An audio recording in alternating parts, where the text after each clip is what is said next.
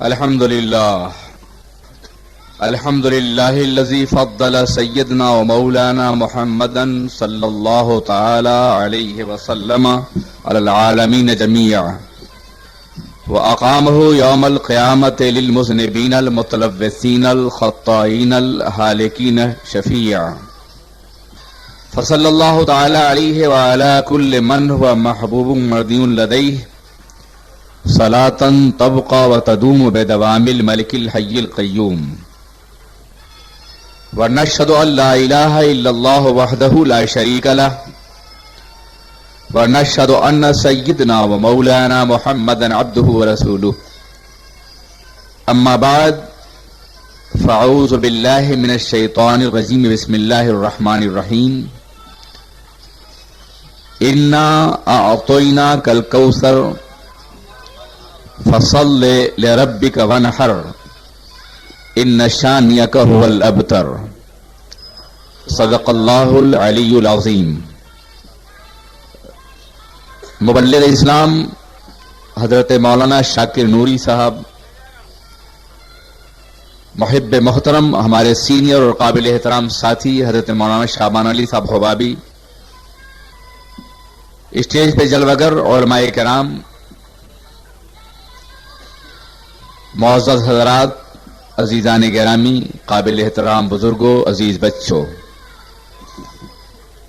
آئیے ہم اور آپ انتہائی احترام و عقیدت کے ساتھ اپنے اور ساری کائنات کے مرکز عقیدت آقائے دو جہاں حضور رحمت عالم تاجدار مدینہ سرور کائنات محمد الرسول اللہ ارواحنا فدا صلی اللہ علیہ وسلم کی بارگاہ بے کس پناہ میں درود پاک کی نظریں پیش کر لیں۔ اللہم صلی علی سیدنا مولانا محمد معدن الجود والکرم وآلہ الکرام اجمعین۔ میں جب حاضر ہوا تو میں نے اسٹیج پر آویزاں کیے ہوئے پوسٹر کو دیکھ کر کے یہ محسوس کیا کہ آج کے جلسے کا عنوان اختیارات مصطفیٰ ہے صلی اللہ علیہ وسلم۔ میں یہ کوشش کروں گا کہ اسی عنوان کے پیش نظر اللہ کے رسول تاجدار دو عالم صلی اللہ علیہ وسلم کے بے پایا اختیارات کے حوالے سے کچھ مفید باتیں عرض کر سکوں، ان کی نبوت مطلقہ، سعادت عامہ اور رسالت عامہ کے اعتبار سے ان کے اختیارات بھی کم از کم انسانی عقلوں سے اور انسانی شعور کی حدوث کے اعتبار سے لامتناہی ہیں۔ تیرے تو وصف حد تناہی سے ہیں بری، وصف تناہی سے ہیں بری، تیرے تو وصف وصف تناہی سے ہیں بری، حیران ہوں میرے شاہ کہ کیا کیا کہوں تجھے، نفس تناہی ہے جو بھی عرض نے استعمال فرمایا، کیا ہے بھائی؟ عیب تناہی، معاف کیجیے گا۔ تیرے تو وصف عیب تناہی سے ہیں بری، حیران ہوں میرے شاہ کہ کیا کیا کہوں تجھے۔ یہ عیب تناہی ہمارے اعتبار سے ہے کہ انسان کی جو نظر ہے، جو وسعت نظر ہے، انسان کی اپنی جو فکر ہے، اس کا جو دائرہ فکر ہے، اس کے اعتبار سے اللہ کے رسول صلی اللہ علیہ وسلم کے تمام اوصاف لامتناہی ہیں۔ انسانی اور مخلوق کے اعتبار سے رسول پاک کے اوصاف کو متناہی کہنا یہ عیب ہے، اور اس عیب سے رسول پاک کی ذات بلند ہے اور بری ہے۔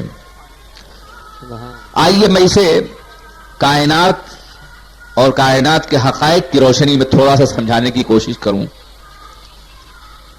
سورہ فاتحہ جب ہم تلاوت کرتے ہیں تو اس کا پہلا جملہ ہے الحمدللہ رب العالمین، تمام تعریف اس اللہ کے لیے جو تمام عالموں کا پالنے والا ہے۔ یہ اتنی اہم صورت ہے کہ اللہ کے رسول تاجدار دو عالم سرور کائنات نے فرمایا کہ لا صلاۃ الا بفاتحۃ الکتاب، بغیر سورہ فاتحہ کی تلاوت کے لیے خواب امام کے ذریعے سے ہو یا منفرد کے ذریعے سے ہو، نماز مکمل ہی نہیں ہوگی۔ یہی وجہ ہے کہ فقروا ما تیسر من القرآن کو عموم پر رکھتے ہوئے قرآن پاک کا کوئی بھی حصہ پڑھا جا سکتا ہے، لیکن سورہ فاتحہ کی تلاوت کو ضروری اس لیے قرار دیا گیا کہ وہ نماز کی جان ہے اور نماز کی روح ہے. سورہ فاتحہ کا پہلا جملہ ہے الحمدللہ رب العالمین. تمام تعریف اللہ کے لیے جو تمام عالموں کا پالنے والا ہے. عالم ارشاد نہیں فرمایا گیا, عالمین ارشاد فرمایا گیا. یہ عالم کی جمع ہے. ویسے عالم کی تعریف خود بھی ما سوی اللہ کے حوالے سے کی جاتی ہے, مگر ما سوی اللہ کو اگر مختلف طبقوں میں تقسیم کیا جائے تو وہ عالمین بن جاتے ہیں. انسانوں کا عالم, فرشتوں کا عالم, جمادات کا عالم, نباتات کا عالم, حیوانات کا عالم, یہ سب عالم ہیں. اور ان تمام اکائیوں کو اگر جمع کیا جائے تو عالمین بن جاتا ہے.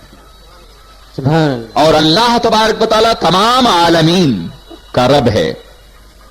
ہم کہتے ہیں تمام تعریف اللہ کے لیے. حصر کر دیتے ہیں تعریف کو اللہ کی ذات میں کہ جتنی بھی ممکن تعریف ہو سکتی ہے وہ صرف اللہ کے لیے. اس آیت کریمہ کا ایک ایک لفظ ایک دوسرے سے اتنا مربوط ہے کہ یہ رب دراصل اللہ کے کلام کی عظمتوں کا اظہار کرتا ہوا نظر آتا ہے. الحمد تمام تعریف اللہ کے لیے ہے. کیوں؟ اس لیے کہ اللہ کی خود یہ تعریف ہے المستجمع لجمیع صفات الکمالیہ. اللہ وہ ہے جو صفات کمال کی تمام صفتوں کا جامع ہے. تو جو کمال کی تمام صفتوں کا جامع ہو تعریف بھی اسی کے لیے ہوگی. بے شک. آپ اندازہ فرمائیں پھر یہ تعریف کیوں اس کے لیے ہے. کسی اور کی تعریف کیوں ممکن نہیں ہے؟ کسی اور کوئی اور تعریف کا مستحق کیوں نہیں ہے؟ مستحق ستائش, مستحق حمد, مستحق تعریف صرف پروردگار عالم کے ساتھ کیوں ہے؟ اس لیے کہ وہ رب العالمین ہے. اگلا جملہ علت بیان کر رہا ہے کہ وہ ساری تعریفوں کا مستحق کیوں ہے. الحمدللہ رب العالمین, اس لیے کہ تمام عالم کا پروردگار ہے, وہ تمام عالم کا رب ہے. کیا تمام عالم کا رب ہونا اور پروردگار ہونا اس کی مجبوری ہے جیسا کہ معتزلہ کا خیال تھا, یا جیسا کہ بعض باطل فرقوں کا خیال ہے کہ جو اصلہ ہے مخلوق کے لیے وہ اللہ پر واجب ہے؟ قرآن پاک اس کا جواب دیتا ہے نہیں. تمام تعریف تمام کائنات کا پروردگار اس لیے ہے کہ وہ رحمان بھی ہے اور رحیم بھی ہے. بے شک بے شک. کائنات کا پروردگار ہونا اس کے رحمت کی بنیاد پر ہے, اس کے رحیم ہونے کی بنیاد پر ہے. میں عرض کرنا چاہتا ہوں کہ ایک طرف تو ہم یہ کہتے ہیں کہ تمام تعریف اللہ کے لیے ہے, ہر تعریف کا مستحق صرف اللہ کی ذات ہے کہ مستحق, ہر تعریف اسی کے لیے ہے. اور دوسری طرف ہمارا یہ عالم ہے کہ کائنات کے ذرے ذرے کی تعریف کرتے ہیں, ہر خوبی کی تعریف کرتے ہیں, ہر حسن کی تعریف کرتے ہیں, ہر جمال کی تعریف کرتے ہیں, ہر رانائی کی تعریف کرتے ہیں, ہر نکہت کی تعریف کرتے ہیں, ہر کامیابی کی تعریف کرتے ہیں, ہر کامیاب کی تعریف کرتے ہیں. ہمارا یہ عالم ہے کہ ہر قدم پر ہم تعریف کرتے ہوئے نظر آتے ہیں ہر اس چیز کی جس کے اندر ہم نے کوئی خوبی دیکھ لی ہے, جس کے اندر ہم نے کوئی حسن دیکھ لیا ہے, جس کے اندر کوئی کمال دیکھ لیا ہے ہم نے, جس کے اندر ہم نے کوئی جمال دیکھا ہے, جس کے اندر کوئی رانائی دیکھی ہے. عالم یہ ہے کہ صبح کا حسین منظر دیکھ کر کے ہم بے ساختہ صبح کی تعریف کرتے ہیں. نسیمیں سہل چل رہی ہے تو اس کی لطافتوں کی تعریف کرتے ہیں. سورج کی ننھی شعاعیں جب کائنات کو جگمگاتی ہیں تو ان شعاعوں کی تعریف کرتے ہیں, افق کے حسن کی تعریف کرتے ہیں, شفق کے جمال کی تعریف کرتے ہیں, دریاؤں کی روانی کی تعریف کرتے ہیں, سبزے کی چادر کی تعریف کرتے ہیں, شبنم کے قطروں کی تعریف کرتے ہیں, برستے ہوئے بادل کی تعریف کرتے ہیں, چمکتی ہوئی بجلی کی تعریف کرتے ہیں. ہم عالم یہ ہے کہ کسی کی ذہانت کی تعریف کرتے ہیں, کسی کے جمال کی تعریف کرتے ہیں, کسی کے شعر کی خوبصورتی کی تعریف کرتے ہیں, کسی تعریف کی تعریف کرتے ہیں, اور تعریف کی تعریف کے علاوہ جتنے بھی لاحق ہیں ہم سب کی تعریف کرتے ہوئے نظر آتے ہیں. سبحان اللہ. دن میں 5 مرتبہ ہم کہتے ہیں کہ اللہ کے علاوہ کسی کی تعریف نہیں, کوئی بھی تعریف کا مستحق نہیں ہے, صرف اللہ ہر تعریف کا مستحق. جتنی بھی تعریفیں ہیں صرف اللہ کے لیے, حسر کے ساتھ ہم بولتے ہیں. اور اس کے باوجود یہ عالم ہے کہ مسلسل ہم دوسروں کی تعریف کرتے ہیں غیر اللہ کی. کہیں یہ شرک تو نہیں ہو جائے گا, کہیں یہ گناہ تو نہیں ہے, کہیں کوئی غلطی تو نہیں کر رہے ہیں, کہیں انحراف تو نہیں ہے.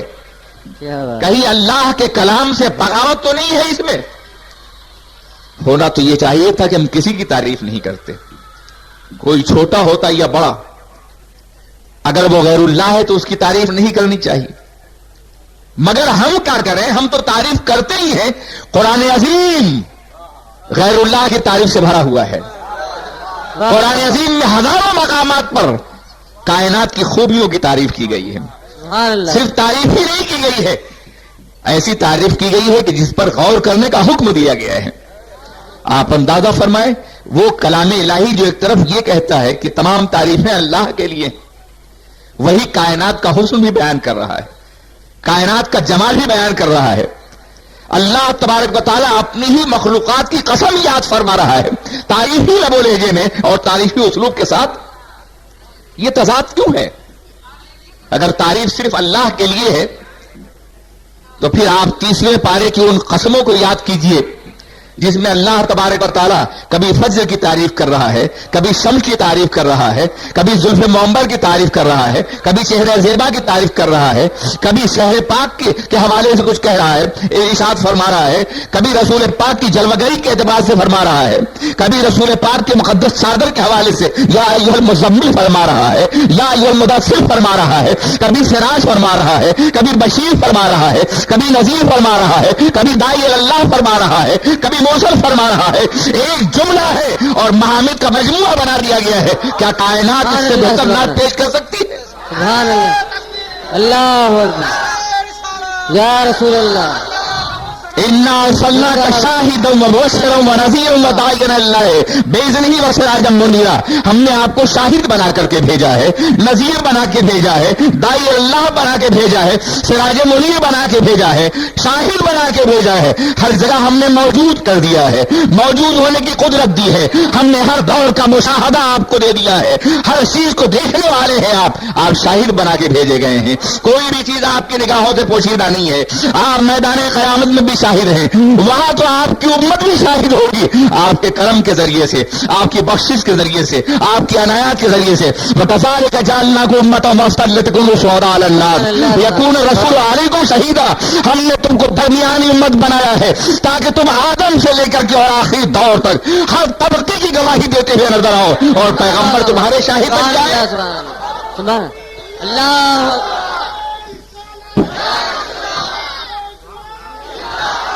واللہ الحمد کی الف سے لے کے والناس کی سین تک ہر آیت کریمہ مدح مصطفیٰ ہے، تعریف مصطفیٰ ہے۔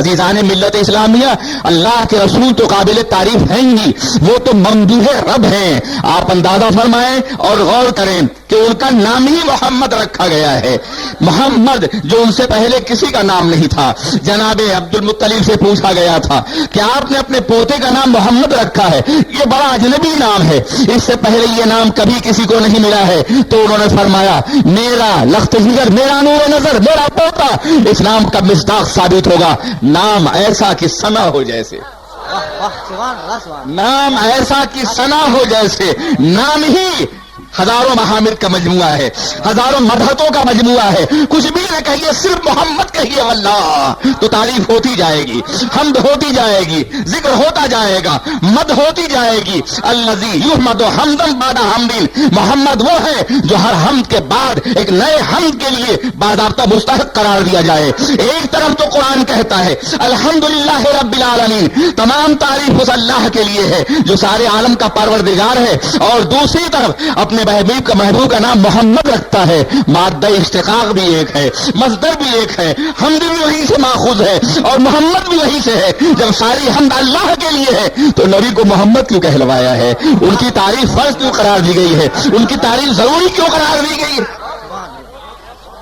تمام تعریف اللہ کے لیے، تمام تعریف اللہ کے لیے شب و روز ہم کہتے ہیں، لیکن اس کے باوجود ہم غیر اللہ کی تعریف کرتے ہیں، اور غیر اللہ کی تعریف جب ہم کرتے ہیں تو کوئی بھی اللہ شرک کا الزام ہم پہ عائد نہیں کرتا، مگر عالم یہ ہے کہ عقل حیران ہے اور شعور ماتم کرتا ہوا نظر آتا ہے کہ ایک طرف تو ہم یہ کہتے ہیں نماز پنج وقتہ نمازوں میں سینکڑوں بار یہ کہتے ہیں الحمدللہ رب العالمین، تمام تعریف اللہ کے لیے جو سارے عالموں کا پالنے والا ہے، ہونی بھی چاہیے اسی کی تعریف، اس لیے کہ وہی मुस्तजमा है तमाम सफात कमालिया का। वही रब्बुल आलमीन है, वही खल्लाक़े कायनात है, वही रज़्ज़ाक़ मुतलक़ है, वही क़ादिर मुतलक़ है, वही समी है, वही अलीम है, वही बसीर है, वही इरादा फरमाने वाला है। उसी की ज़ात अज़ली और अबदी सिफात की हामिल है। ज़ाहिर की तारीफ उसी की होगी। इसके बावजूद हम हर हुस्न की तारीफ करते हैं, हर खूबी की तारीफ करते हैं, हर जमाल की तारीफ करते हैं। बल्कि बाज़ वक्त तो ऐसा होता है कि बहुत सी खूबियां हमारी नजर की मोहताज होती हैं। किसी ने कहा है कि दरअसल हुस्न इजाफी हैसियत का नाम है। हुस्न की हैसियत दरअसल इजाफी है या निस्बत के हवाले से यह हुआ करता है। रोजाना शफक फूटती है, रोजाना सूरज डूबता है, रोजाना वफाक का हुस्न सामने होता है, मगर उसका हुस्न उस वक्त निखर के सामने आता है जब कोई साहबे नजर कहता है कितना हसीन है ये मंजर, कितना खूबसूरत है ये मंजर। तो हुस्न की हैसियत भी एतबारी है बहुत सी जगहों में। मगर अल्लाह अकबर, वो ज़ाते गिरामी के जिसके कदमों से लिपट जाने के बाद हर हुस्न अपना एतबार कायम कर ले, हर कमाल अपना एतबार कायम कर ले, हर खूबी अपना एतबार कायम कर ले, वो ज़ात मोहम्मद अरबी की ज़ात है, वो ज़ात सरवरे कायनात की ज़ात है कि खूबियां जिनके आस्थाने से बढ़ती हैं, अजमतें जिनके दर से मिलती हैं, कायनात की आनाइयां जिनके कदमों से लिपटी हुई चलती हैं और कायनात की अजमतें जिनके निशानात कदम को बोसा देती हैं, वो मोहम्मद अरबी हैं सल्लल्लाहु अलैहि वसल्लम। तो दिन में 5 मरतबा कहते हैं, सैकड़ों बार कहते हैं अल्हम्दुलिल्लाह रब्बिल आलमीन, तमाम तारीफ अल्लाह की, तमाम आलम का पालने वाला है। और फिर ये पहली आयत करीमा, ये पहला जुमला कुरान अजीम का तरतीब के एतबार से इतना अजीम है ये जुमला वल्लाहिल अजीम कि हमारे कल्चर का हिस्सा बन गया है, हमारे सकाफत की अलामत बन गया है, हमारी इस्लामियत की दलील बन गया है। आलम यह है कि जब हम पूछते हैं मिजाज कैसे हैं, अल्हम्दुलिल्लाह अच्छा हूं मैं, ये कल्चर की अलामत, ये सकाफत का जुमला है। आपकी तबीयत कैसी है, अल्हम्दुलिल्लाह। आपका कारोबार कैसा है, अल्हम्दुलिल्लाह। आलम यह है कोई खूबी देख लिया, अल्हम्दुलिल्लाह, कोई मंजर देख लिया, अल्हम्दुलिल्लाह, कोई बाग का हुस्न देख लिया, अल्हम्दुलिल्लाह। अजीब बात है, अल्हम्दुलिल्लाह भी कहते हैं और बाग की तारीफ भी करते हैं, अल्हम्दुलिल्लाह भी कहते हैं और तबीयत की तारीफ भी करते हैं, अल्हम्दुलिल्लाह भी कहते हैं और मिजाज की तारीफ भी कहते हैं, अल्हम्दुलिल्लाह भी कहते हैं और कायनात के हर शय की तारीफ करते हैं। यानी जहां रोका गया है उसी के हवाले से हर चीज की तारीफ करते हुए नजर आते हैं। कहते हैं सारी तारीफ अल्लाह के लिए, कितना हसीन मंजर है, सारी तारीफ अल्लाह के लिए है, शफक का हुस्न किस कदर काबिल एतबार है, सारी तारीफ अल्लाह के लिए, बाग कितना हसीन है। सोचा था कि इस बाग से वापस होते हुए कुछ फूल अपने दोस्तों के लिए अपने दामन में ले जाऊंगा। शादी कहते हैं ना, एक बाग में टहल रहे थे वो, खुदा करे कि वो बाग हम भी कभी देख सकें, वो नजर तो पैदा हो, वो हैसियत तो पैदा हो। अपनी नजर को मेरी नजर से बदल के देख, जन्नत जो देखनी है मदीने में चल के देख। क्या बात। कभी कभी ऐसा होता है कि नजर अगर मैसर आ जाए तो नजारों की हैसियत बड़ी अहम हो जाया करती है। शादी की नजर है, बाग में टहल रहे हैं और सोच रहे हैं, जब बाग में दाखिल हुए थे, बाग का इब्तदाई जमाल सामने आया था, इब्तदाई हुस्न सामने आया था, तो उन्होंने दीबाचे को देख करके पूरी किताब पढ़ने की गलती की थी। सोचा यह था कि जब बागे हुस्न से वापस लौटूंगा तो बहुत से फूल अपने दोस्तों के लिए ले जाऊंगा। लेकिन फरमाते हैं जैसे जैसे मैं अपनी मताए नजर को संभाले हुए आगे बढ़ता रहा, दामने होश हाथों से छूटता रहा और एक ऐसा मकाम आया कि जहां बाग के हुस्न ने मुझे इतना मशहूर किया कि न मुझे अपना होश था, न दामन का होश था, न अपने बाग के साथियों का होश था। वापस आया तो हुस्न और जमाल की हजारों रानाइयां मेरे दिमाग में मौजूद थी, मगर अपने दोस्तों के लिए कुछ नहीं ला सका था। पता ये चला सिफाते इलाहिया के जलवों में गुम होने वाले और उसके अनवार का मुताला करने वाले हमेशा ये सोचते हैं कि कुछ बयान करेंगे, अपने दोस्तों से जिक्र करेंगे, मगर उसके जमाल की रानाइयों का कि जब बरसात होती है, जब वफूर होता है तो इंसान होश खो बैठता है। देने वाले तुझे देना है तो इतना दे दे कि मुझे शिकवे कोताही दामा हो जाए, अपनी हस्ती का अगर हुस्न नुमाया हो जाए, अपनी हस्ती आदमी कसरत अनवार से हैरान हो जाए। तो मैं अर्ज करना चाहता हूं, कायनात का जर्रा जर्रा उसमें कोई खूबी है और काबिल तारीफ है। हर चीज की आप तारीफ करते हैं, कहकशा का जमाल है उसकी तारीफ करते हैं, सैयारों का हुस्न है उसकी तारीफ करते हैं, रात की कैफियतों की तारीफ करते हैं, सफेद शहर की तारीफ करते हैं, आप मज़ाहिर फितरत की तारीफ करते हैं। اور خالق فطرت کی بھی تعریف کرتے ہیں. یہ ہر چیز کی تعریف آپ کیوں کرتے ہیں؟ یہ سوال مفسرین کے ذہن میں پیدا ہوا تھا کہ جب اللہ یہ فرماتا ہے کہ تمام تعریفیں اللہ کے لیے، وہی مستحق ہے تمام تعریفوں کا، تو پھر ہم غیر اللہ کی تعریف کیوں کرتے ہیں؟ انہوں نے جواب دیا تھا دراصل مصنوع کی تعریف صانع کی تعریف ہوتی ہے. کیا بات ہے، سبحان اللہ. ایک جواب تھا بنانے والے کی تعریف اگر کرنا ہو تو بنی ہوئی چیز کی تعریف کرو. یہ لاؤڈ اسپیکر بہت اچھا ہے، چاہے آپ بنانے والے کا نام نہ لیں لیکن بنانے والے کی تعریف خود ہو جائے گی. یہ برقی خلقمے بہت ہی دلاویز ہیں، چاہے لگانے والوں کا نام نہ لیں لیکن بنانے والوں کی تعریف خود ہو جائے گی. تو مصنوع کی تعریف صانع کی تعریف ہوتی ہے. صانع کو مان کر، صانع کو تسلیم کر کے صانع کی قدرت کو مان کر مصنوع کی جتنی بھی تعریف کرو گے وہ خدا کی تعریف ہوتی جائے گی. صبح کی تعریف کرو گے خالق لیل و نہار کی تعریف ہوگی، آسمان کی تعریف کرو گے خالق سماوات کی تعریف ہوگی، اسی طرح سے دریاؤں کی تعریف کرو گے خالق بحر و بر کی تعریف ہوگی، سبزے کی تعریف کرو گے خالق نباتات کی تعریف ہوگی، میں عرض کر ذہانتوں کی تعریف کرو گے خالق اذہان و فکر کی تعریف ہوگی، انسانوں کی تعریف کرو گے خالق انسان کی تعریف ہوگی. تو بتاؤ مجموعہ خوبی کمالات اگر محمد عربی کی تعریف کرو گے تو خدا کی تعریف ہوگی یا نہیں ہوگی؟ ان کے کمالات تو خدا کی تعریف ہوگی، ان کی عظمتوں کا تذکرہ کرو گے تو خدا کی تعریف ہوگی، ان کے علم کا تذکرہ کرو گے تو وہ خدا کی تعریف ہوگی. اس لیے کہ کائنات صنعت میں، کائنات تخلیق میں اگر وہ واجب الوجود ہے تو محمد عربی شاہکار عالم ایجاد ہے. کیا بات ہے، واہ واہ واہ واہ واہ. اللہ تبارک و تعالیٰ جو واجب الوجود ہے اس نے اپنے رسول کو شاہکار عالم ایجاد بنا کر کے بھیجا ہے، اور ایسا شاہکار بنایا ہے کہ اس سے پہلے جو شاہکار دنیا میں جلوگر ہوتے تھے، ہر نبی اپنے دور کا شاہکار ہے، ہر نبی اپنے دور میں سب سے عمدہ ہے، ہر نبی اپنے دور میں سب سے بڑا ہے، ہر نبی اپنے دور کا انتخاب ہے، اور وہ بھی دور کا انتخاب نہیں ہے، زمانے والوں کا انتخاب نہیں ہے، انسان کے قصور نظر کا انتخاب نہیں ہے، انسان کی متاع فکر کا انتخاب نہیں ہے، بلکہ ہر نبی اپنے اللہ کا انتخاب ہے، اپنے پروردگار کا انتخاب ہے، اپنے رب کا انتخاب ہے. انسانوں کے انتخاب میں غلطی ہو سکتی ہے مگر رب کے انتخاب میں غلطی ماننے والا رب کی قدرت کا انکار کرے گا، رب کی ربوبیت کا انکار کرے گا. ہر نبی اپنے رب کا انتخاب ہوتا ہے، انتخاب رول ماڈل ہوتا ہے، انتخاب نمونہ ہوتا ہے، انتخاب اسوہ کامل ہوتا ہے، انتخاب اس لیے ہوتا ہے کہ اسے دنیا کے سامنے بطور نمونہ پیش کیا جائے.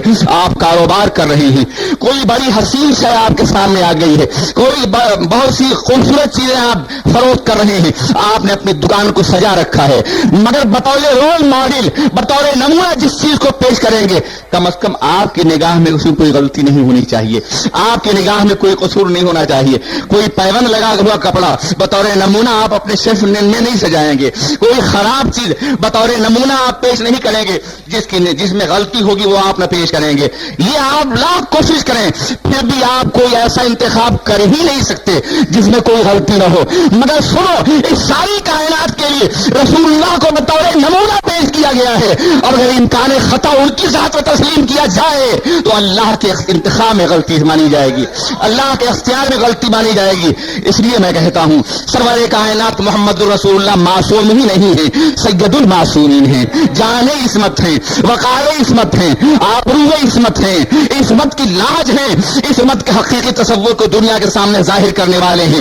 اس لیے کہ تم اگر نبی کی ذات میں خطا کو تسلیم کرتے ہو تو اس کا مطلب یہ ہے کہ نبی جو قانون لائے ہیں وہ بھی خطا سے پاک نہیں ہوگا، نبی جو نظام لائے ہیں وہ بھی خطا سے پاک نہیں ہوگا، نبی جو آئین لائے ہیں وہ بھی خطا سے پاک نہیں ہوگا، نبی جو دستور لائے ہیں وہ بھی خطا سے پاک نہیں ہوگا. اگر تم نبی کے کلام میں خطا کو تسلیم کرو تو ان کا کلام ہی تو قانون زندگی ہے، ان کا کلام ہی تو دستور حیات ہے. ہم بولنا کرتے ہیں تو ہمارا بولنا محتمل صدق و کذب ہوتا ہے، ہم ظن کی بنیاد پر بولتے ہیں، ہم قیاس کی بنیاد پر بولتے ہیں، ہم استقراء کی بنیاد پہ بولتے ہیں، ہم تفحص کی بنیاد پہ بولتے ہیں، ہم تجربے کی بنیاد پہ بولتے ہیں، اپنے ناقص مشاہدے کی بنیاد پر بولتے ہیں، حواس خمسہ کے فیصلوں کی بنیاد پہ بولتے ہیں. مگر نبی بولتے ہیں تو وحی الہی کی بنیاد پہ بولتے ہیں. وما ينطق عن الهوى ان هو الا وحی یوحى. محمد رسول اللہ اپنی جانب سے کچھ نہیں فرماتے ہیں بلکہ جو کچھ فرماتے ہیں فرمان الہی ہوتا ہے. اب آپ اندازہ کرو کہ ان کا ایک ایک لفظ فرمان الہی ہے، ایک ایک جملہ فرمان الہی ہے، چاہے وہ وحی تلاوت ہونے والی وحی کی شکل میں ہو یا تلاوت نہ ہونے والی وحی کی شکل میں ہو، زبان تو مصطفیٰ ہی کی ہے، اسی زبان سے کوئی کلمہ نکلتا ہے، نبی کہہ دیتے ہیں یہ کلام الہی ہے تو قرآن بن جاتا ہے، اور فرما دیتے ہیں یہ میرا کلام ہے تو حدیث بن جاتی ہے، مگر منبع ایک ہے، زبان ایک ہے، بولنے والے تنہا محمد عربی صلی اللہ علیہ وسلم ہیں۔ آپ اندازہ فرمائیں، اگر اسلام کو بے غبار ماننا ہے، اسلام کے نظام کو بے خطا ماننا ہے، اسلام کے نظام کو ایک معصوم نظام ماننا ہے، تو دنیا بھر کی وہ ساری جماعتیں جو اسلامی نظام حیات کا دعویٰ کر رہی ہیں، میں ان سے کہتا ہوں پہلے نبی کی ذات کو معصوم ماننا پڑے گا، پہلے نبی کے اختیارات کو تسلیم کرنا پڑے گا، پہلے نبی کی عظمتوں کو ماننا پڑے گا۔ اگر تم نے نبی کی ذات کو معصوم نہیں مانا تو ان کے لائے ہوئے نظام کی عظمت پہ تم دلیل قائم کر ہی نہیں سکتے ہو، اسے ثابت ہی نہیں کر سکتے ہو۔ تو اللہ تبارک و تعالیٰ نے اپنے پیغمبر کو بھیجا، سرور کائنات محمد الرسول اللہ کو اس کائنات میں ممدوح بنا کر کے بھیجا، محمد بنا کے بھیجا۔ کسی نے کہا تھا حضور لوگ آپ کو مزمم کہتے ہیں، دیوانوں نے آ کے بارگاہ رسول میں شکوہ کیا تھا، یا رسول اللہ اب ناقابل برداشت ہو گئی یہ بات ہمارے لیے، حضور حکم دے ہم جواب دے، لوگ آپ کو مزمم کہتے ہیں۔ تو آپ نے فرمایا وہ کسی مزمم کو مزمم کہتے ہیں، میرے اللہ نے مجھے محمد بنا کے بھیجا ہے۔ کیا بات ہے، سبحان اللہ اس سبحان اللہ۔ میں بڑی تسکین ہے آج کے دور کے گستاخوں کے جواب کے لیے بھی۔ آج کے دور کا گستاخ وہ کسی بھی مذہب کا ہو، اگر کوئی گستاخی کرتا ہے تو خبردار پریشان ہونے کی ضرورت نہیں ہے، نبی گستاخیوں سے بلند ہے، وہ نبی کی گستاخی نہیں کرتا بلکہ نبی کا نام لے کے جس کی گستاخی کرتا ہے وہ کوئی اور ہوگا، وہ تو محمد بنا کے بھیجے گئے ہیں۔ گستاخی تو ان کے قریب پہنچ بھی نہیں سکتی، گستاخی ممکن ہی نہیں۔ گستاخی تلاش نفس کا نام ہے، اور نفس ہے ہی نہیں ان کے ذات کے اندر۔ تو میں یہ عرض کر رہا تھا کہ پوری کائنات میں اللہ کے رسول کو ممدوح بنا کے بھیجا گیا، محمد بنا کے بھیجا گیا۔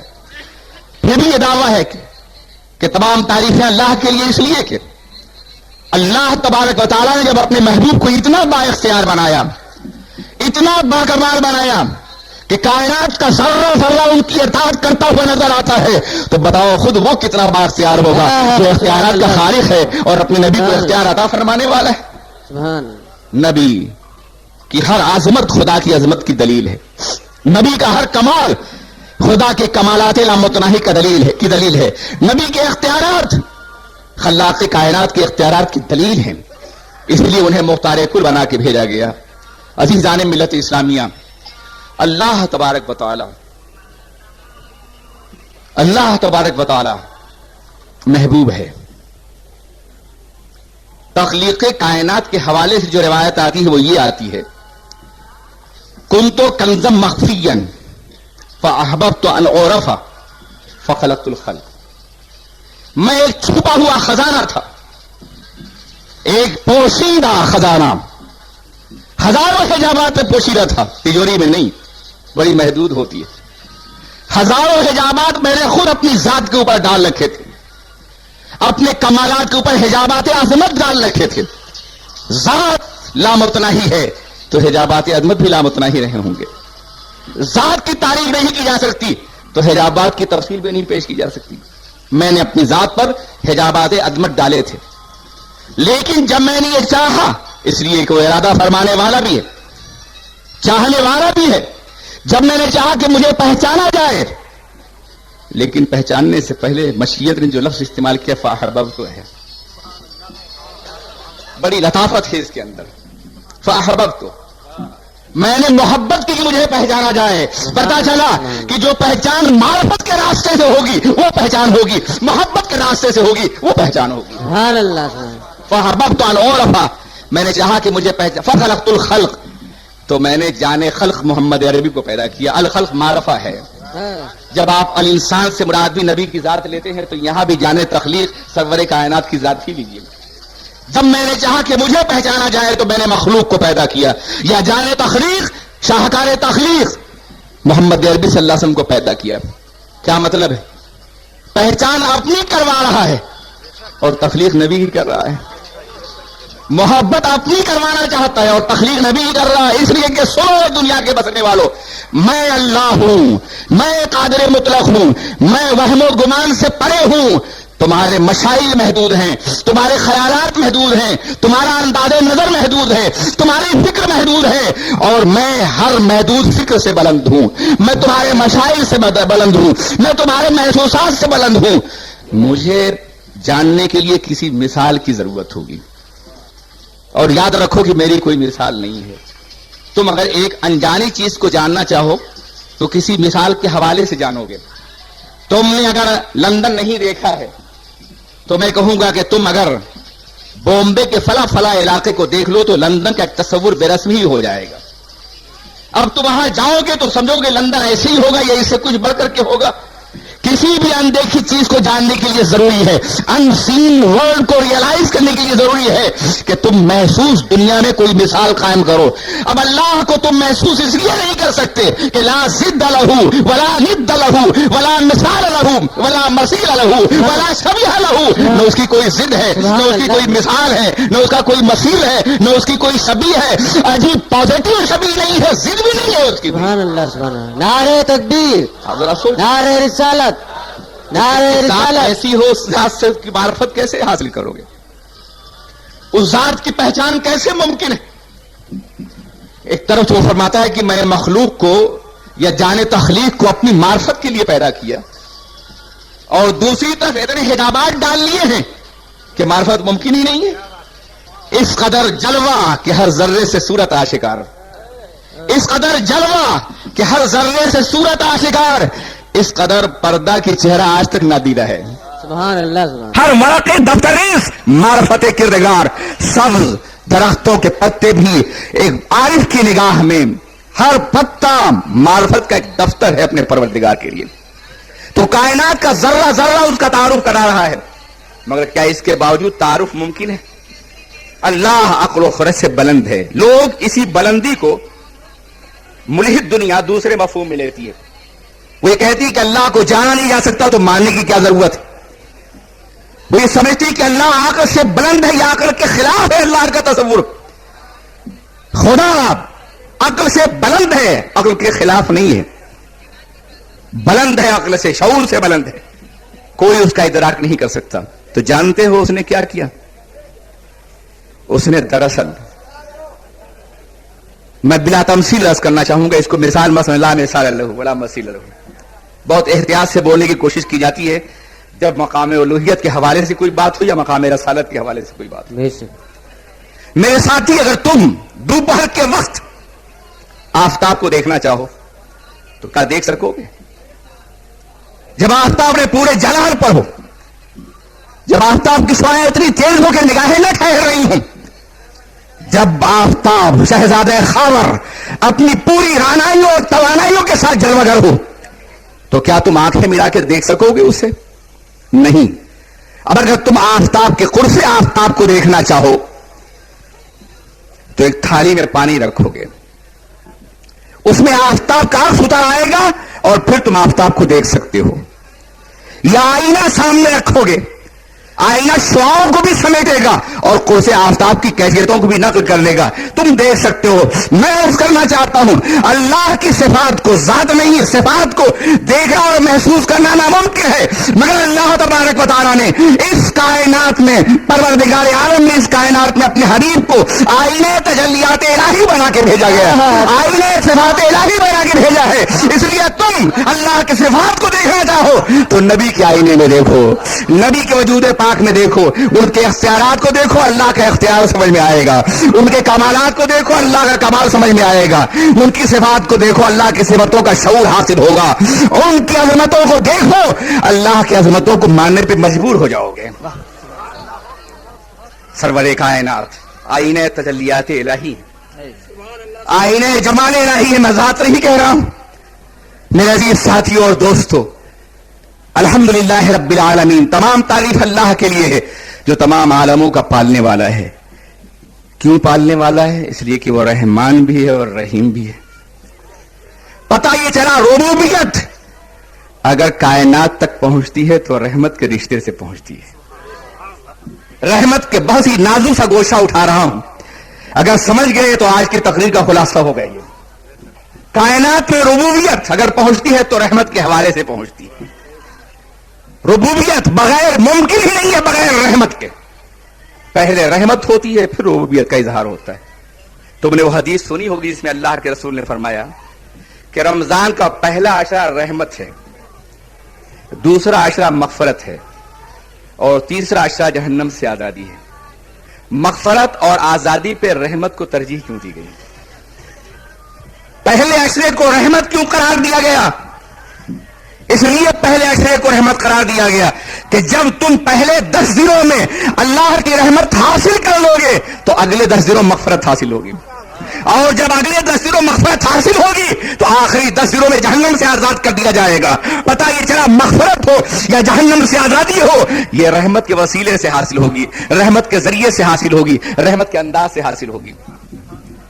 جہاں جہاں اپنے بندوں پہ رحم کرنے کی بات کی ہے اللہ نے, وہاں اپنی رحمت کے حوالے سے وسعت رحمتی کل شیء, میری رحمت نے ہر چیز کا احاطہ کر رکھا ہے. میرے غضب پر میری رحمت غالب ہے. یہ ساری احادیث مبارکہ آپ کی نگاہوں کے سامنے. تو اگر رحمت کے حقیقی مفہوم کو سمجھنا ہے تو آپ قرآن عظیم میں ان تمام آیات مبارکہ کا مطالعہ کیجئے جس میں رحمت کا لفظ آیا ہے. اس کے بعد آپ رحمت کی ربوبیت کے حوالے سے, کائنات کی تربیت کے حوالے سے, پرورش کے حوالے سے, رزاقیت کے حوالے سے, تحفظ کے حوالے سے, پروٹیکشن کے حوالے سے, کائنات کی زندگی کے حوالے سے آپ رحمت کی حیثیت کو متعین کر سکیں گے. آپ اندازہ فرمائیے, قرآن پاک میں کئی مقامات پر اللہ تبارک و تعالیٰ نے اپنی توحید کے بعد ہی ماں باپ کا تذکرہ کیا ہے. حضرت لقمان کی وصیت کے حوالے سے بھی اور دوسرے مقام کے حوالے سے. کیا بات ہے کہ اللہ تبارک و تعالیٰ نے اپنی توحید کے بعد فوراً ماں باپ کا تذکرہ کیا, اپنے کو رب کہا, اور پھر ماں باپ کے ساتھ حسن سلوک کا حکم دیا.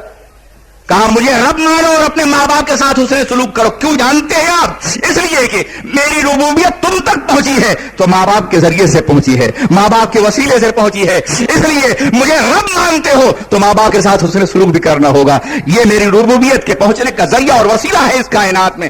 میں نے تمہاری تربیت کی ہے, میں نے تمہیں پالا ہے تو شکم مادر میں پالا ہے, میں نے تصویر گری کی ہے تو شکم مادر میں تصویر گری کی ہے.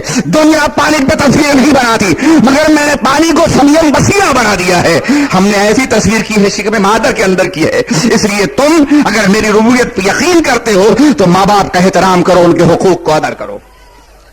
اب اس کے بعد اس مخصوص دعا کو دیکھیے جس میں اللہ تعالیٰ اپنے بندوں کو تعلیم دے رہا ہے کہ اپنے ماں باپ کے بارے میں دعا کیسے کرو. تعلیم یہ ہے رب ارحمہما کما ربیانی صغیرا.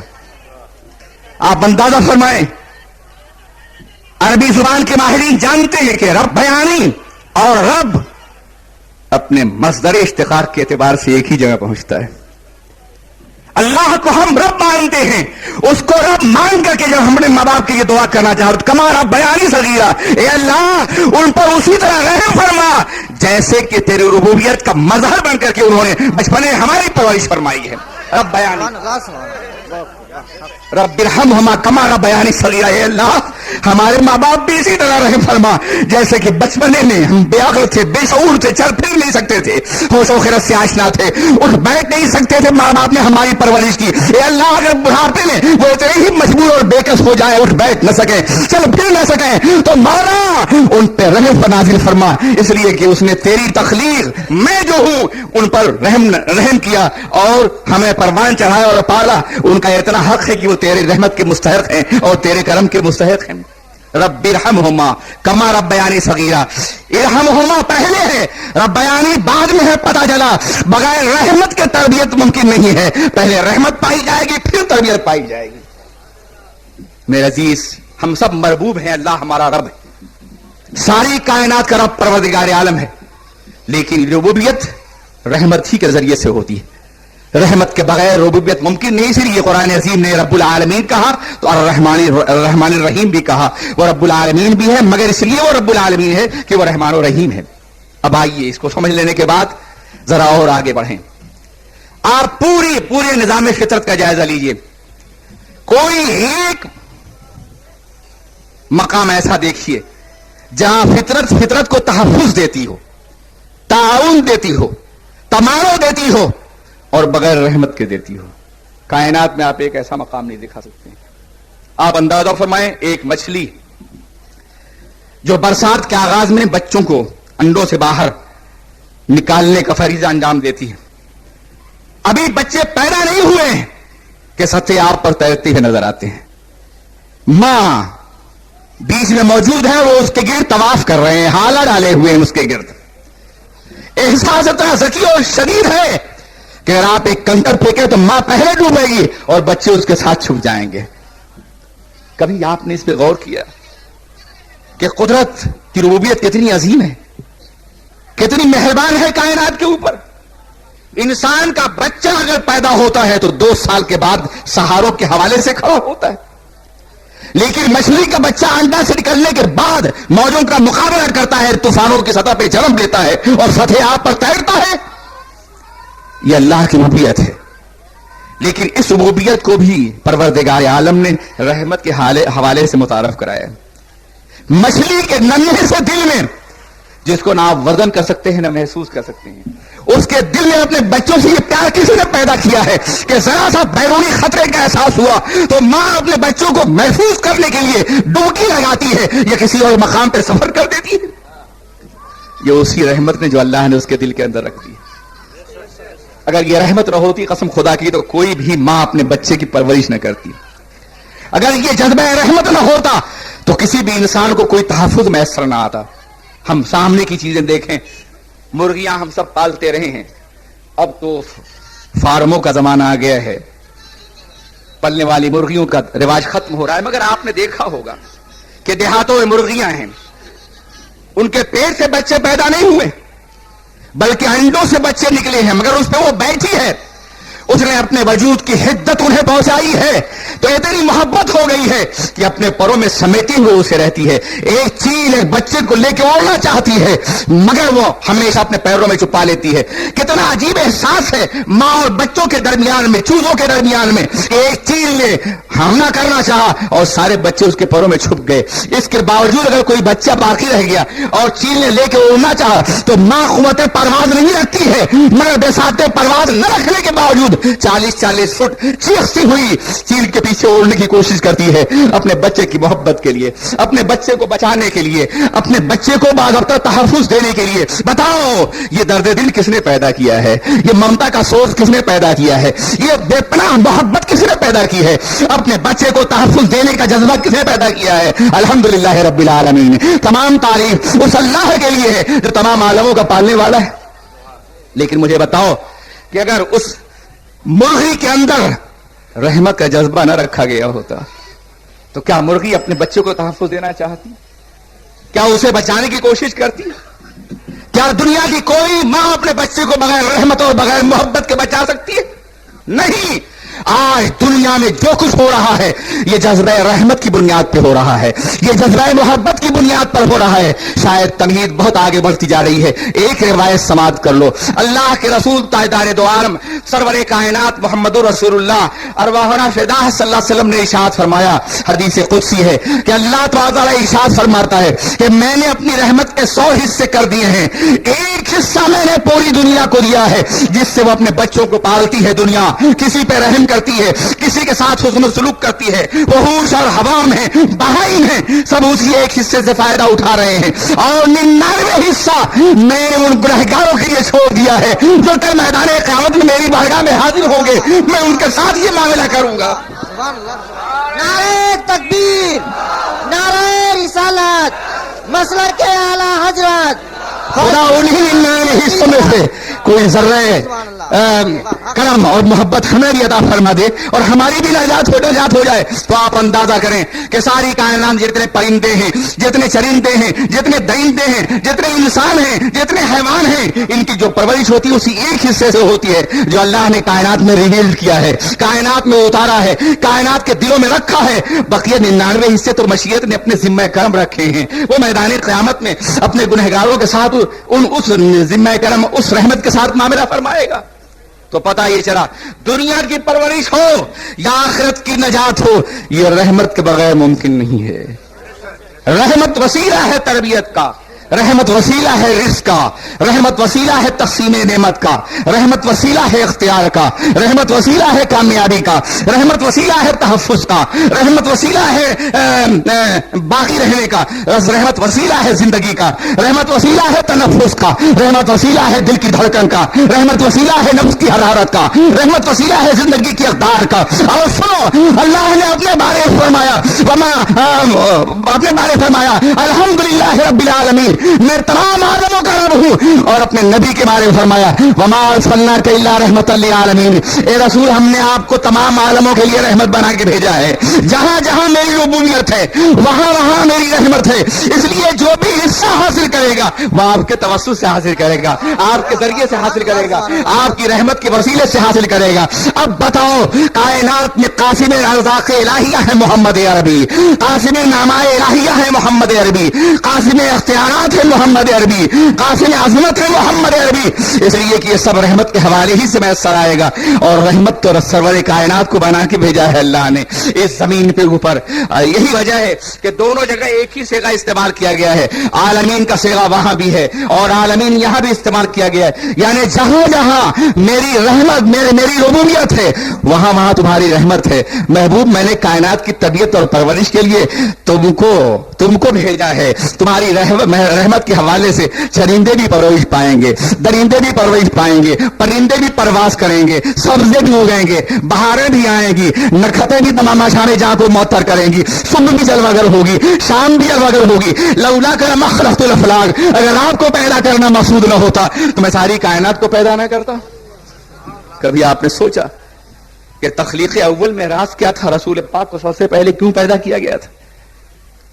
اس لیے کہ کائنات کو اگر بعد میں پیدا کیا گیا ہوتا تو رحمت کا تحقق کائنات پر نہ ہوتا، اس لیے کائنات سے پہلے انہیں پیدا کیا گیا تاکہ کائنات اس کے بعد اپنے وجود سے لے کر کے اپنی حیات کی تمام قدروں تک رسول کی رحمت کی محتاج ہو، رسول کے کرم کی محتاج ہو، رسول کی عنایتوں کی محتاج ہو۔ اور یہی وجہ ہے کہ سرکار نے فرمایا کہ رحمت میں ہوں، اس لیے اللہ اپنی نعمتیں میرے حوالے سے تقسیم کرتا ہے، میرے ذریعے سے بانٹتا ہے۔ انما انا قاسم واللہ یؤتی، میں بانٹنے والا ہوں اور اللہ عطا فرمانے والا ہے۔ اب ایک بات مجھے بتاؤ، جب اللہ کے رسول ساری کائنات کے لیے رحمت تھے، انہیں رؤوف بھی بنایا گیا اور رحیم بھی بنایا گیا، تو ظاہر ہے کائنات رحمت ان سے طلب کرے گی، کائنات رحمت کی بھیک ان سے مانگے گی، کائنات ان کی بارگاہ میں اپنی جھولیاں پھیلائے گی، کائنات اپنا دامن سوال لے کر کے ان کی بارگاہ میں حاضر ہوگی، کائنات اپنی تمنا اور التجاؤں کو ان کی بارگاہ میں پیش کرے گی، اس لیے کہ ہمیں بھیک مانگنے کو تیرا راستہ بتایا، تیری حمد ہے خدایا، تیرا شکر ہے خدایا۔ رحمت تو اللہ ہی نے انہیں بنایا ہے نا، خود سے بن کر کے تو نہیں آئے، دنیا والوں نے بحیثیت رحمت للعالمین تو منتخب نہیں کیا انہیں، مخلوق کا انتخاب تو نہیں ہے، وہ بحیثیت رحمت وہ خدا ہی کا انتخاب ہے۔ اور جب کائنات کی ہر چیز اپنے حصے کی تربیت پاتی ہے تو رحمت کے حوالے سے پاتی ہے، تو حضور رحمت للعالمین ہے ساری کائنات کے لیے۔ اب یہ عالم کیا ہے؟ لفظ کوثر کی وضاحت سے پہلے میں یہ عرض کرنا چاہوں گا تاکہ آیت کا کہ مفہوم کی عظمت سامنے آ سکے۔ یہ عالم کیا ہے؟ کبھی سوچا آپ نے؟ یہ پوری کائنات ایک عالم ہے جس جو ہمارے سامنے، اس عالم کی وسعتوں کا یہ عالم ہے کہ جو عالم ہوش و خیال سے پرے ہیں، اتنی وسعتیں ہی اس عالم کی کہ نہ ہوش کا عالم نہ خیال کا عالم اس عالم کی وسعتوں کا احاطہ کر سکتا ہے۔ آپ صرف خلا کی وسعتوں کو دیکھیے، جمادات ہیں، نباتات ہیں، حیوانات ہیں، یہ ساری مخلوقات اسی پلینٹ کی ہیں، اسی کرۂ زمین کی ہیں، اور یہ کرۂ زمین ایک خلا میں تیر رہا ہے، اس خلا میں موجود ہے جس کی وسعتیں اللہ اکبر اتنی ہیں کہ آج تک کوئی ریاضی کا فیگر یا میتھ کا کوئی پیمانہ نہیں جس کے ذریعے سے ناپا جا سکے۔ ایک سال وہ ہوتا ہے جسے ہم آفتاب و ماہتاب کی آمد و رفت کے ذریعے سے متعین کرتے ہیں، اور ایک سال ہوتا ہے جسے ہم نوری سال کہتے ہیں، the year of light۔ یہ سال آفتاب و ماہتاب کی گردش سے پیدا نہیں ہوتا، یہ سال لائٹ کی رفتار سے پیدا ہوتا ہے، روشنی کی رفتار سے، اور روشنی کی رفتار 1,86,000 میل فی سیکنڈ ہے۔ اس رفتار کا یہ عالم ہے، کائنات کی وسعت کا، خلا کی وسعت کا، ایک عالم کی وسعت کا یہ عالم ہے کہ ستارے روز اول پیدا ہوئے اور 1,86,000 میل فی سیکنڈ کی رفتار سے ان کی روشنی اپنے مرکز سے چل رہی ہے اور اب تک دنیا میں پہنچ نہیں سکی۔ ہر روز جو آسمان پہ نئے نئے ستارے طلوع ہوتے ہیں، یا خوردبین اور دوربین کی نگاہیں جنہیں اپنے گرفت میں لیتی ہیں، یہ وہی سیارے ہیں جن کی روشنی کروڑوں سال سفر کرنے کے بعد 1,86,000 میل فی سیکنڈ کی رفتار سے سفر کرنے کے بعد اب پہنچی ہے، اور کل جو طلوع ہوں گے کل پہنچے گی۔ یہ ایک عالم ہے جس کی وسعت کا یہ عالم ہے، خلا کا عالم، اور اس پورے عالم کی وسعت کو پروردگار عالم نے کیا کہا ہے؟ قل متاع الدنیا قلیل۔ اے محبوب فرما دیجئے کہ دنیا میں جتنی بھی چیزیں ہیں، خواہ وہ خلا ہو، آسمان کے سیارے ہو، مخلوقات انسان ہو، جمادات ہو، نباتات ہو، حیوانات ہو، ان کی نعمتیں ہوں، ان کے ذرائع ہوں، ان کے وسائل ہوں، ان کے اسباب ہوں، دریاؤں کی روانی ہو، پہاڑوں کی بلندیاں ہو، یہ سب قلیل ہیں۔ اور محبوب سنو، تم کتنے باختیار ہو، انا تو انا کل کوثر، ہم نے تمہیں کثرت خیر سے نوازا ہے، کوثر سے نوازا ہے۔ اب بتاؤ کہ اس کوثر کا احاطہ کون کر سکے گا جو قلیل کا احاطہ نہ کر سکے؟ سائنس، ریاضی، تجربہ اور مشاہدہ، انسان کی عقل جب اللہ کی تخلیق کے قلیل کا احاطہ نہ کر سکے، اللہ اکبر، اور قلیل تو بہت ہی قلیل سا صیغہ ہے۔ آپ اندازہ فرمائیں، قلت کو مستقل طور پر اپنی اصل کا لازمہ بنا دیا گیا ہے، اس لیے کہ یہ فعیل کے وزن پر ہے جو کبھی جدا ہو ہی نہیں سکتی۔ یعنی ایسا نہیں کہ قلت وقتی ہے، لمحاتی ہے، بلکہ یہ قلت دائمی ہے۔ زمانہ کتنا ہی ترقی کر جائے، کتنا ہی وسیع تر ہو جائے، انسان کتنا ہی ترقی کر جائے، کائنات اپنی تمام ترقیات کے باوجود اپنے روز تخلیق سے روز فنا تک قلیل ہی رہے گی۔ قلیل ہے یہ کائنات۔ اور جب اپنے حبیب کا تذکرہ کرنا ہوا تو انا اعطیناک الکوثر، فعال کے وزن پر مبالغے کا صیغہ استعمال کیا گیا۔ اور یاد رکھو، مبالغہ جب شاعر استعمال کیا کرے تو کبھی کبھی حقائق سے زیادہ بولتا ہے، مگر مبالغہ جب قرآن بول رہا ہو تو اصل حقیقت بولتا ہے، عین حقیقت بولتا ہے۔ وہاں مبالغہ محض مبالغہ نہیں ہوتا ہے، بلکہ اظہار بلاغت ہوتا ہے، بلندیوں اور عظمتوں کا احاطہ کرنا مقصود ہوتا ہے۔ انا اعطیناک الکوثر، ہم نے آپ کو کوثر عطا فرمایا ہے۔ اور سنو، اگر عطا کی نسبت مخلوق کی طرف کر دی گئی ہوتی تو اسی قلیل کا کوئی کوثر ہوتا۔ ہم نے مخلوق کے حوالے سے آپ کو دیا، ہم نے نعمتوں کے حوالے سے آپ کو دیا، ہم نے زمین کے حوالے سے آپ کو دیا، تو کوثر بھی قلیل کا حصہ بن جاتا۔ مگر قربان جائیے، خدا قدیر جبار جس کی صفات عطا لامتناہی ہے، وہ پروردگار عالم اپنے نبی کے لیے استعمال فرما رہا ہے۔ ہم نے آپ کو کوثر عطا فرمایا، نہ ہمارا دست عطا محدود ہے اور نہ آپ کا دامن قبول محدود ہے۔ ہم نے کتنا دیا اور آپ نے کتنا لیا، واللہ نہ دنیا جان سکے گی اور نہ کائنات اس کا احاطہ کر سکے گی۔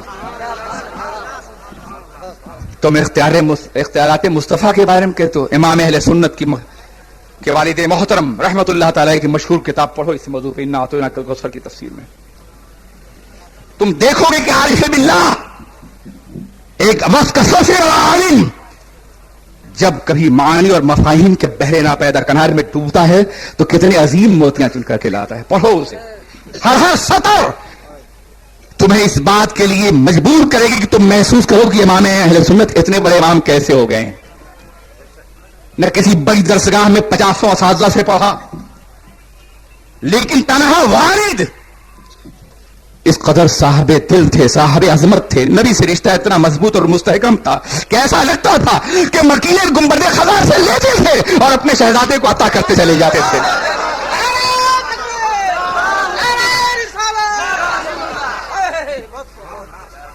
ورنہ ان کی عمر دیکھو، ان کا زمانہ دیکھو، واللہ اور ان کے کارناموں کو دیکھو, ان کی فکر کو دیکھو. زمانہ آگے بڑھتا رہے گا اور فکر احمد رضا کی عظمتیں منکشف ہوتی رہے گی. ابھی ہم تجربے کی منزل میں ہیں, تحقیق کی منزل میں ہیں, اکتشاف کی منزل میں ہیں.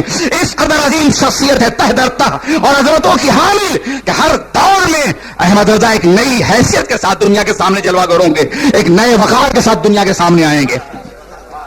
یہ اسی لیے کہ وہاں مدرس پڑھانے والا اپنے محدود دنیاوی علم سے نہیں پڑھا رہا تھا, کسی درسگاہ کی محدود چٹائی پہ نہیں بیٹھے تھے, وہ کسی گوشہ تنہائی میں کسی استاد سے نہیں پڑھ رہے تھے, بلکہ لگتا تھا کہ بیٹھے تھے اپنے والد محترم کے سامنے اور عطا بارگاہ رسول سے ہو رہی تھی, سرور کائنات کی بارگاہ سے ہو رہی تھی, گنبد خضرا کے حضور سے ہو رہی تھی. رسول پاک کا علم, رسول پاک کا فیضان قلب والد محترم میں اتر رہا تھا اور ان کا دل بحالت دریوزہ گری لگا ہوا تھا, بقول مفتی اعظم ہند کے, اور مکمل طور پہ فیضیاب ہو رہا تھا.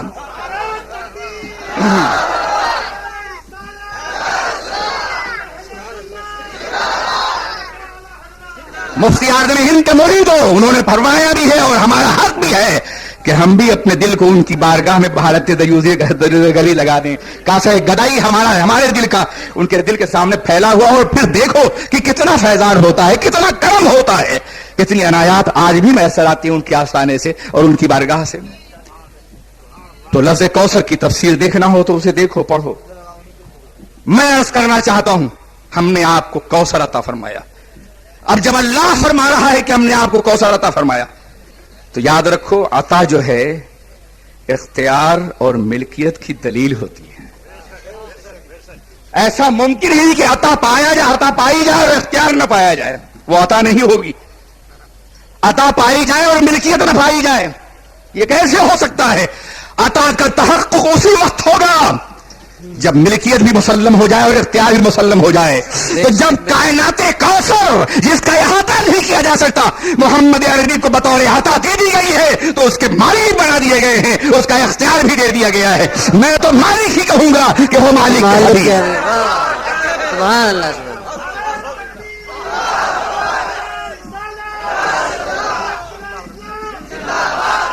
انا اعطیناک کل کوثر, ہم نے آپ کو کثرت خیر سے نوازا ہے. اور اس کثرت کے حوالے سے اگر پڑھنا ہو تو جلال الدین سیوطی کو پڑھو, حضرت امام راضی کو پڑھو, دوسرے مفسرین کو پڑھو. انہوں نے کثرت کے اتنے گوشے بیان کیے ہیں کہ کم از کم ایک محفل میں بیان کرنا ممکن نہیں ہے. کثرت سے مراد کثرت علم ہے, کثرت سے مراد کثرت شہرت ہے, کثرت سے مراد عظمت ہے, کثرت سے مراد وقار ہے, کثرت سے مراد محبوبیت ہے, کثرت سے مراد دولت ہے, کثرت سے مراد اقتدار ہے, کثرت سے مراد بادل کی شکست ہے, کثرت سے مراد میادین پر قبضہ ہے, کثرت سے مراد کائنات کا احاطہ ہے, کثرت سے مراد ملکوتیوں کی عظمت ہے, کثرت سے مراد انبیاء کی امامت ہے, کثرت سے مراد اولین و آخرین کی مرکزیت ہے, کثرت سے مراد خاتمیت نبوت ہے. ان سب کو باتوں کو وہ کثرت میں شامل کرتے ہوئے نظر آتے ہیں. اتنی کثرتیں دی گئی ہیں کہ ایک کثرت کا بیان بہت سی راتوں کے لیے ضروری ہے. انا اعطیناک الکوثر, محبوب ہم نے آپ کو کثرتوں سے نوازا ہے, کوثر سے نوازا ہے. اللہ اکبر, اتنی کثرتیں عطا فرمائی ہیں جن کا احاطہ نہیں کر سکتے. میں ایک کثرت کا تذکرہ کروں گا تاکہ مضمون مربوط بھی رہے اور نفس تمہیز سے ہم دور نہ جانے پائیں. میں نے کہا تھا حضور کو رحمت للعالمین بنا کے بھیجا گیا ہے. رحمت سے کس بات کی توقع کریں گے آپ؟ کس بات کی امید کریں گے آپ رحمت سے؟ وہ رحمت بنائے گئے ہیں تو کس طرح سے ہمارے لیے رحمت؟ کیا یہ ممکن ہے کہ وہ رحیم اور کریم بھی ہو اور ہم ڈوب رہے ہوں ہمیں نہ بچائیں؟ ہم تباہ ہو رہے ہوں ہمیں نہ بچائیں؟ ہمیں ضرب لگائی جا رہی ہو سہارا نہ دیں؟ کیا بات؟ ہمارا دل ٹوٹ رہا ہو جوڑنے کی کوشش نہ کریں؟ ہم جہنم میں جا رہے ہو بچانے کی کوشش نہ کریں؟ زمانہ ہم پر حملہ کر رہا ہو اور رسول کی رحمت سہارا دینے کے لیے آگے نہ بڑھے؟ یہ کیسے ممکن ہے؟ اللہ نے رحمت بنایا ہے انہیں, وہ اللہ کی رحمت ہے. تو یہ کیسے ممکن ہے کہ درد کے ہر موقع پہ ان سے سہارا نہ طلب کیا جائے؟ میں کہا کرتا ہوں, قمر الزماں ایک گلی سے گزر رہا تھا کہ اچانک کسی نے اس پہ لاٹھی کا وار کیا.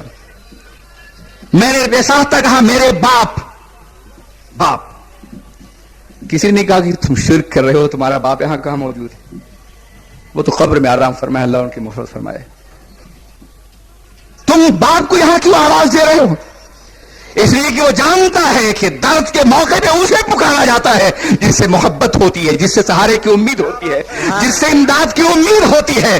ظاہر ہے کہ یہاں کسی غیر کو نہیں بلکہ اس باپ کو پکارا جائے گا جس نے سہارا دیا ہے، پروان چڑھایا ہے. یہ فطرت کی آواز ہے، یہ زمین کی چیخ ہے، یہ احساس کا کرب ہے کہ جو درد کے عالم میں بچے انسانوں سے ظاہر ہوتا ہے، کبھی وہ باپ کے حوالے سے، کبھی ماں کو پکارتا ہوا نظر آتا ہے. میں عرض کرنا چاہتا ہوں، جب معمولی سی ضرب پر انسان ماں باپ کو پکارتا ہے، جب پوری دنیا سر لگانے کے لیے تیار ہے، تو ہم یا رسول اللہ کہیں گے، یا نبی اللہ کہیں گے، اے مکین گنبد خضرا کہیں گے، یا رحمت للعالمین کہیں گے، اے انیس بے قصور کہیں گے، اے چارہ ساز دردمندہ کہیں گے. اس لیے کہ جہاں ہزاروں ماں باپ ساتھ چھوڑ دیتے ہیں، وہاں وہ ساتھ دیتے ہوئے نظر آتے ہیں. جب ایک عمر کے رشتوں نے ساتھ چھوڑ دیا، جب ایک عمر کے رشتوں نے ساتھ چھوڑ دیا، تو تاجدار مدینہ ہی کام آئے ہیں.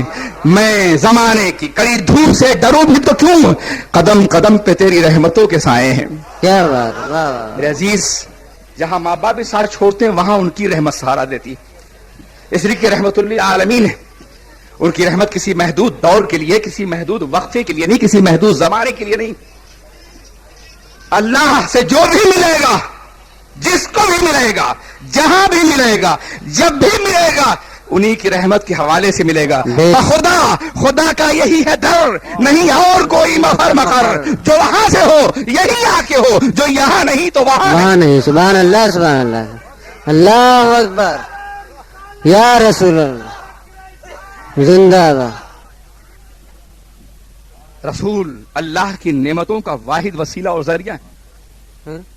تو ظاہر ہے کہ درد کے عالم میں انہیں کو پکارا جائے گا. اور یاد رکھو، درد کی پکار کبھی خالی واپس نہیں کی جاتی ہے. خوشیوں اور مسرتوں میں آواز دو تو ممکن ہے لوٹا دی جائے، لیکن ٹوٹے ہوئے دل سے پکارو تو آواز گنبد خضرا سے ضرور ٹکرائے گی، بارگاہ رسول تک ضرور پہنچے گی. اس لیے کہ دل بھی ایک شیشہ ہے، اور جس میں تم چہرہ دیکھتے ہو وہ آئینہ بھی ایک شیشہ ہے. مگر وہ شیشہ ٹوٹ جائے تو چہرہ نظر نہیں آتا، اور نظر بھی آئے تو تقسیم شدہ نظر آتا ہے، بکھرا بکھرا نظر آتا ہے، منقسم نظر آتا ہے. اگر وہ شیشہ ٹوٹ جائے تو بے قیمت ہو جاتا ہے، کوئی حیثیت نہیں رہ جاتی. لیکن دل کا شیشہ ٹوٹ جائے تو قیمت بڑھ جاتی ہے. تو بچا بچا کے نہ رکھی سے، تیرا آئینہ ہے وہ آئینہ کہ شکستہ ہو تو عزیز طرح نگاہ آئینہ ساز میں. اگر آئینہ ٹوٹ جائے تو چہرہ نہیں نظر آتا، بکھرا ہوا نظر آتا ہے. مگر دل ٹوٹ جائے تو گنبد خضرا نظر آتا ہے، چہرہ نظر آتا ہے. سبحان اللہ، سبحان اللہ. یہ ٹوٹا ہوا دل شہ کونین کا گھر ہے. واللہ میرے جذبے تصور کا اثر ہے، بیٹھا ہوں یہاں گنبد خضرا پہ نظر ہے.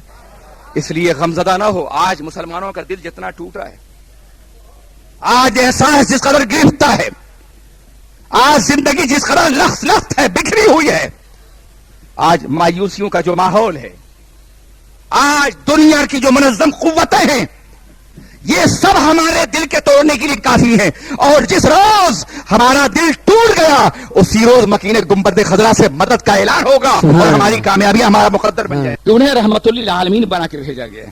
ہر نبی اپنی قوم کے لیے رحمت ہو، لیکن رحمت للعالمین کسی اور کو نہیں کہا گیا.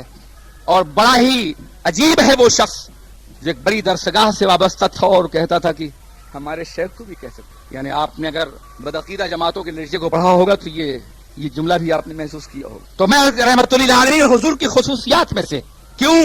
اس لیے کہ جب کسی کو کسی کام کے لیے بھیجا جاتا ہے تو اسے اس کے اپنے دائرے عمل کے اعتبار سے اختیار دیا جاتا ہے. یہ ہمیشہ یاد رکھیے گا. مثال کے طور پر اگر کسی کو بامبے کی کہ لا اینڈ آرڈر کا ذمہ دار بنا کے بھیجا گیا کہ پوری بمبئی اس کا جتنا بڑا دائرہ ہے وہاں وہ لا اور آرڈر کو مینٹین کرے گا، قانون نافذ کرے گا، تو اسے پوری بمبئی کا اختیار تو دینا پڑے گا نا.